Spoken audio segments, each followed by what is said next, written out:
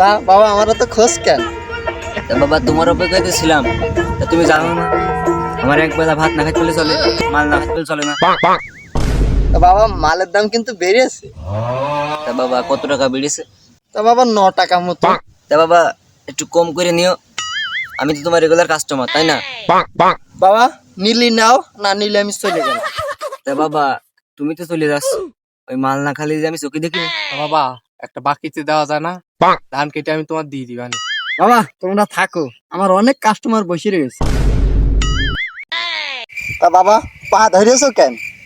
চাচা মালাটা দিয়ে যাও, বাবা তুমি ছাড়া তো আমার কেউ নেই। বাবা আমি তোমার কথা দিচ্ছি, ধান বিক্রি করে তোমার টাকা আমি সঙ্গে সঙ্গে দিয়ে দেবো। বাবা একটা শর্ত আছে। কি শর্ত বাবা? বাবা ওই যে তোমার বউটা আছে না, ওইটা বন্ধক দিবি হবে। তুমি জানো আমার কত শখের বউ, আমি তোমার তাও দিয়ে দিবানে, তুমি তাও আমার মাল দাও। দুনিয়া হচ্ছে 2 দিনের, মাল দিয়ে যদি ওর পরের দিন আমি খুঁজে না পাই, তখন তো আমার মরণ হবে না, বাকি বেচবো।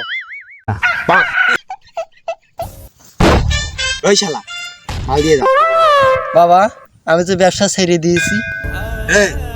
কি বললি? মাল বেচা ছেড়ে দিলে আমার কি হবে?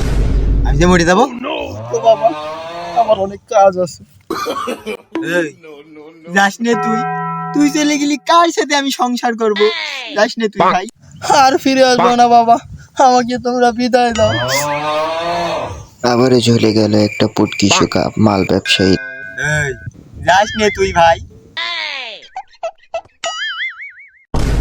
তোরা শোন, আমাদের সেই বিখ্যাত মাল ব্যবসায়ী কুদ্দুস তার ব্যবসা ছেড়ে দিয়েছে। এখন আমরা কার সাথে থাকবো, কার কাছে মাল খাবো, কার সাথে সংসার করবো? তোরা বল। এটা তুই কি বললি? না এটা হতে পারে না, পারে না, পারে না।